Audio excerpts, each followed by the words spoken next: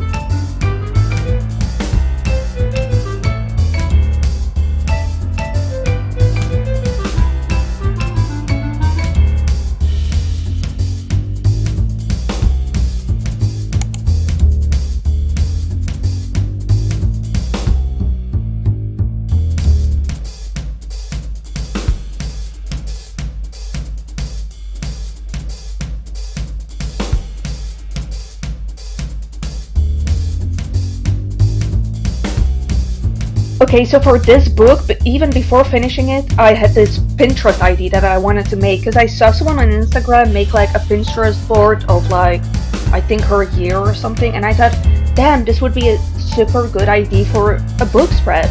So I just did it, and it's so beautiful. Like, in my opinion, it's like one of my best spreads ever, and it's so easy to make.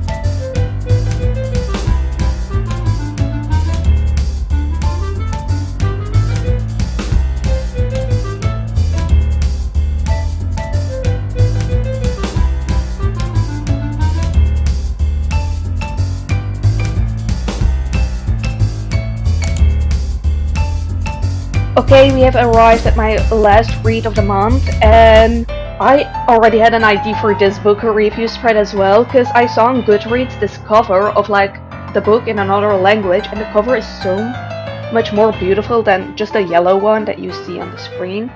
And I had the idea like to cut around the head. You will see it later. There's normally also pages flying out of the head, but that was I was too lazy to cut like around them, so I didn't include them. But I'm so happy with how the spread turned out.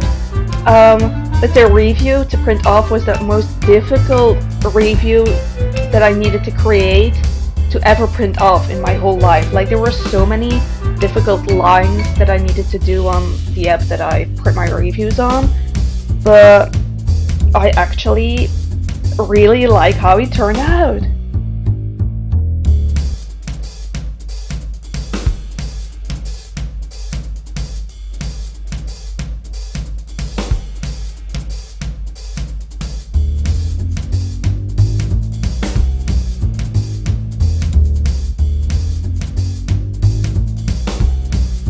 Okay, here you can see my calculations of how difficult this printing out for the review was. Wait, did I say that wrong? I did, but anyway, you get what I mean. Also, let me know in the comments if you want like a tutorial of how I make these difficult like forms of reviews, because I will make it happily.